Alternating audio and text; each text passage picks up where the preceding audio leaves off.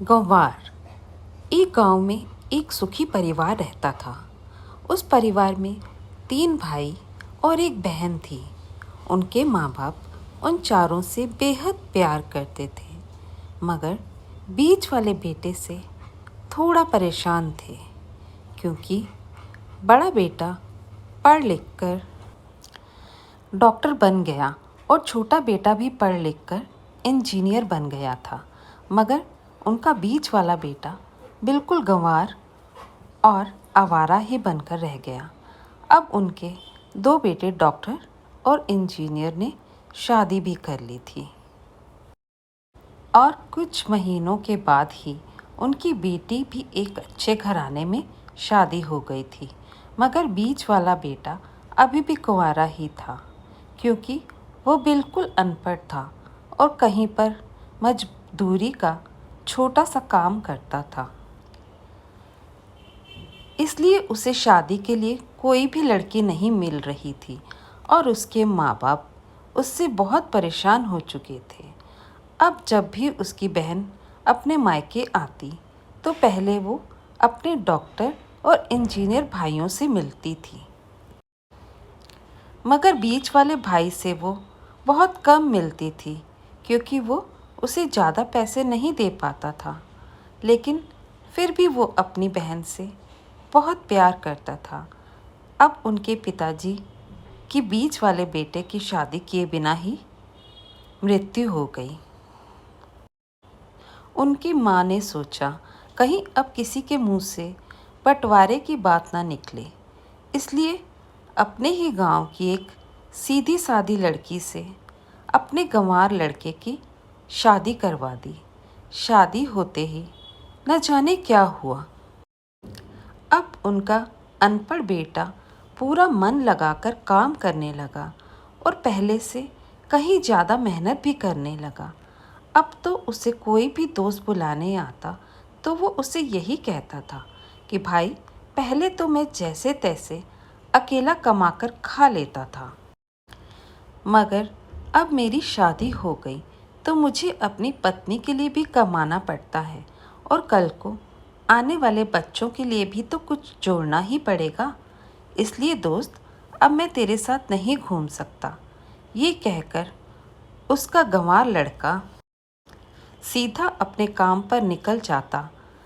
अब उसके दोनों भाई डॉक्टर और इंजीनियर आपस में ये बात करते कि हम दोनों तो उस गंवार से कहीं ज़्यादा पैसे कमाते हैं, इसलिए हम सब घर और ज़मीन का बंटवारा कर लेते हैं और उस गंवार से अलग हो जाते हैं, क्योंकि अब वो हमारे बराबर कभी भी नहीं कमा सकता। इसलिए उन दोनों भाइयों ने अपनी माँ के लाख मना करने के बावजूद भी बंटवारे की तारीख तय कर दी और उन्होंने अपनी बहन को भी बुलवा लिया और अपने गंवार भाई से भी कह दिया कि आज तुम अपने काम पर मत जाना, क्योंकि हम सब आज घर और ज़मीन का बंटवारा करेंगे। उसी वक्त उसकी बहन भी आ जाती है। तभी उनका गंवार भाई कहता है कि तुम लोग बंटवारा कर लो, मुझे जो भी देना हो दे देना, मैं शाम को आकर अंगूठा लगा दूंगा। तभी उसकी बहन कहती है, अरे बेवकूफ़, तू तो अनपढ़ ही रहेगा, ज़मीन का हिस्सा तो आमने सामने बैठकर ही होता है। तभी उसके दोनों भाई भी बीच वाले गंवार भाई को उल्टा सीधा कहते हैं।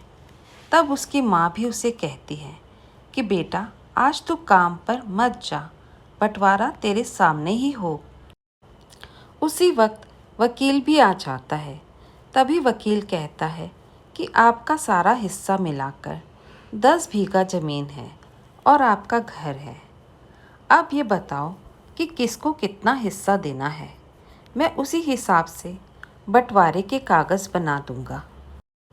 ठीक उसी वक्त उनका गंवार भाई कहता है कि वकील साहब, 5-5 बीघा मेरे दोनों भाइयों के नाम लिख दो और ये जो हमारा मकान है ये मेरी प्यारी बहन के नाम कर दो।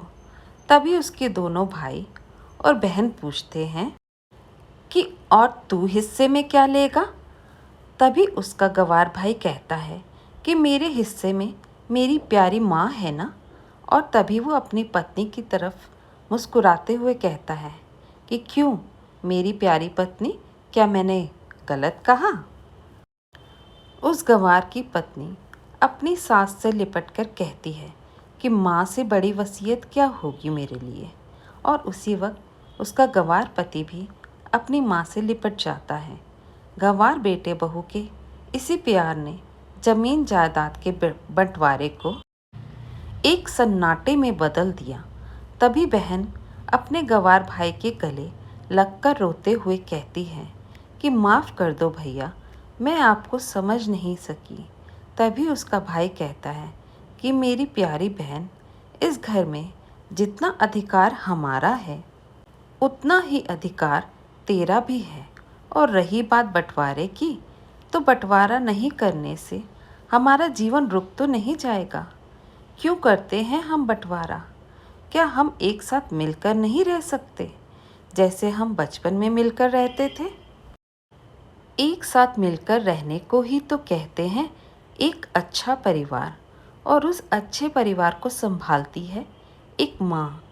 तभी उसके दोनों भाई भी बहुत शर्मिंदा होते हैं और वो बंटवारे के सभी कागज़ फाड़कर फेंक देते हैं। तो दोस्तों, कैसी लगी आपको आज की ये कहानी? अगर पसंद आई तो लाइक एंड शेयर ज़रूर करें।